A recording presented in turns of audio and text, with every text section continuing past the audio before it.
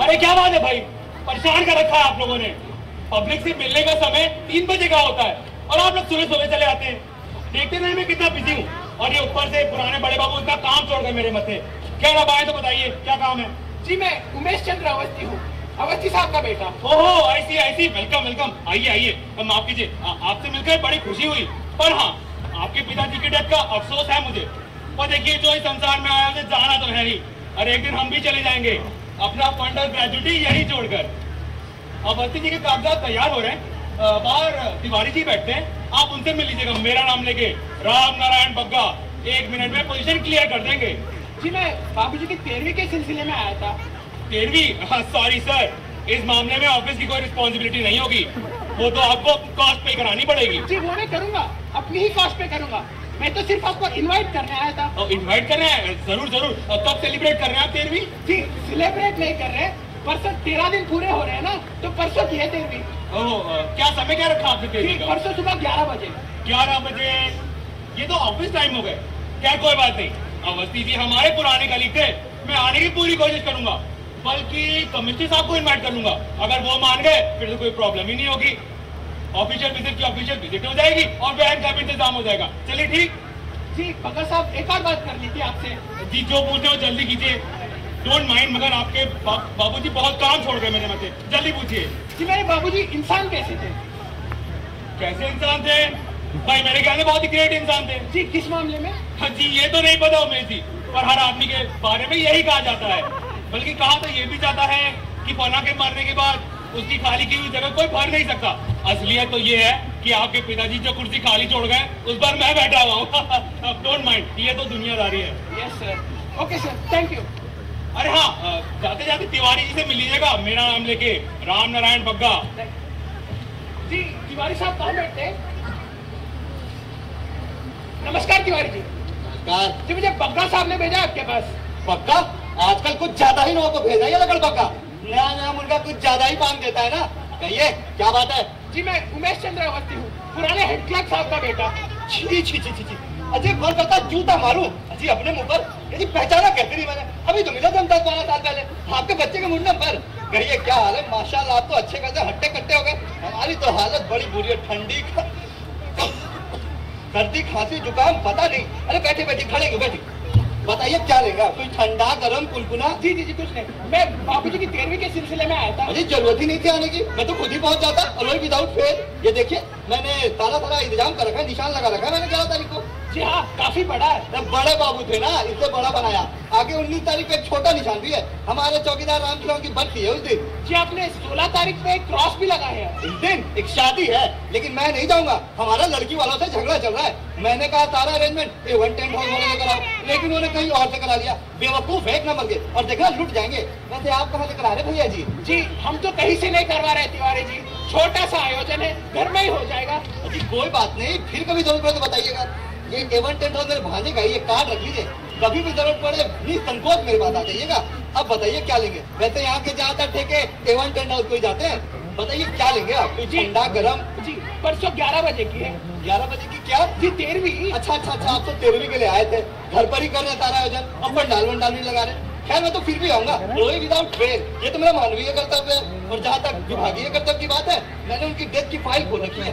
आपको बस इतना करना है कि उनकी डेथ सर्टिफिकेट की फोटो कॉपी ला दीजिए, और वही विदाउट फेल। या फिर परसों तो मैं आ ही रहा हूँ, उसी समय दे दीजिएगा।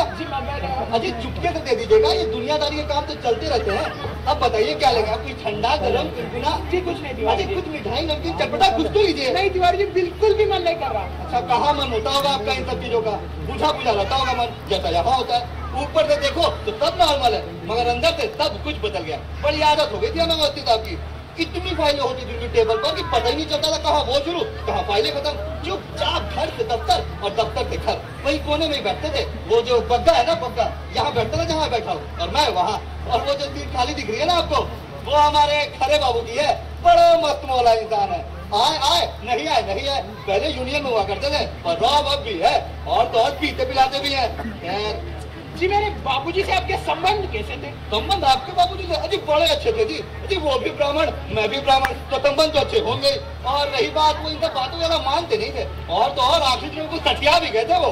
कि लड़ाई झगड़ा करने लगे थे लोग? ना ऐसे नहीं था बस्ती साहब। चुपचाप थे बिल्कुल। अजी मैं तो कहूँ अगर कोई उनसे लड़ता तब भी कुछ नहीं कहते थे, चुपचाप सह रहे थे सब कुछ। वो जैसे 5-6 महीने पहले बड़ा हंगामा हो गया था दफ्तर में।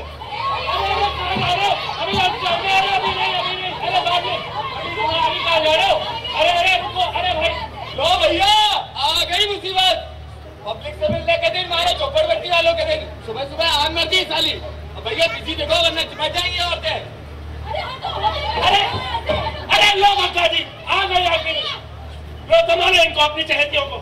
ए भैया कुछ हमारी भी सुनवाई होगी कि नहीं? बहुत देर से खड़े हैं। हाँ तुम्हारे लिए तो बैठे हैं, हम यहाँ जान लिए। बताओ क्या काम है? हम तो आपके नगर के पास है, छेड़े कॉलोनी से आए हैं। हाँ पता है, इतना भी नहीं जानेंगे।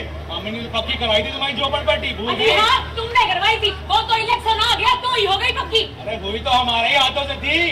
खैर बताओ क्या काम है? तुम्हारा महकमा बाग बगीचे साफ सफाई वगैरह का है ना? हाँ। तो बताओ क्या हो रहा है हमारे पास वाले मैदान का? अधिकार कहा वहाँ तो कटे हुए पड़े, बरसात का पानी भर जाएगा, इतने मच्छर मक्खी हो गए कि पूछो मत। अरे वो तो इसलिए कि तुम लोग वहाँ सुबह सुबह हाँ हफ्ते पूछते हैं, यही कहना चाह रहे थे ना तुम। तो तुम्हें बताओ भैया कहाँ हो गए मुझे? पुरानी वाली टटिया तुमने तोड़ दी, नई वाली अभी तक बनाई नहीं है, ऐसे में हम जाएंगे कहाँ? हमने तो कभी दिल मत तोड़ो, लेकिन किसी ने कहानी ना दिया। अक्सर जी बोले थे यहाँ की काया पलट हो जाएगी, 4 दिन में सब नए जैसा हो जाएगा। अरे 2 साल हो गए तिनका भी नहीं लगा वहाँ पे। इलेक्शन के बाद किसी की शक्ल ही दिखाई नहीं दी। नेताजी ने कहा था बच्चों के लिए पार्क बनेगा, घास लगेगी, पिच लगेगी, झूले लगेंगे। अरे तो झूले पे बैठकर करने का रह जाएगा। झूले पे बिठाइए अपनी माँ को। हमें तो इतना बताओ भागे पार्क का बनाओगे, साथ में टटिया भी। मच्छर मक्खी के कारण बहुत बीमारियां फैली है कॉलोनी में। चंपा की बेटी को दमा हो गया है, रुक्मणी की बेटी को तो पनपना ही बंद हो गया है। 10 साल की उम्र में फेफड़े सिकुड़ गए उसके। सबको दिन भर छींकी आती रहती है, नाक की बहती रहती है, आंखें जलती रहती है, दस्त लग रही है। अरे बस ये कोई खैराती अस्पताल है क्या? बीमारियां गिरानी है तो जाओ मेडिकल इंस्टीट्यूट जाओ। अरे ये म्युनिसिपल कॉर्पोरेशन का दफ्तर है, यहाँ हर काम में कायदे से होता है। तो हम सब कह रहे हैं कहीं ना करो, लेकिन करो तो सही। अरे तुम लोग कर रहे तो ना मेरे सिर पर बैठे हुए हो। अरे देखो ये काम ढंग से होगा, इससे थोड़ा सब्र करो। सबर 2 साल से आप क्या कर रहे हैं भैया? अरे तो थोड़ा और कर लो, और बल्कि अभी वो तुम्हारे इलेक्शन आ रहे हैं, ये काम भी हो जाएगा तुम्हारा। क्यों? अरे भैया क्योंकि तुम सरकार के चाहते हो, उनका वोट बैंक हो। हमारा क्या है, हम तो मामूली नौकर है सरकार के। बहरहाल पोजीशन ये है कि मेरा महकमा यानी हॉर्टिकल्चर तब तक तुम्हारा काम नहीं कर सकता जब तक ये कंस्ट्रक्शन वाले तुम्हारी जमीनें सपाट ना कर दे। समझी? नहीं समझी? जाओ आगे जाओ, आगे खिड़की। चलो हाँ यही है।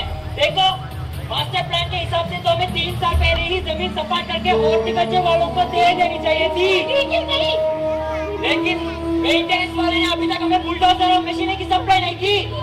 तो हम क्या कर सकते हैं? आप लोग ऐसा कीजिए, वहाँ जाइए, वहीं से पता कीजिए। हाँ चलिए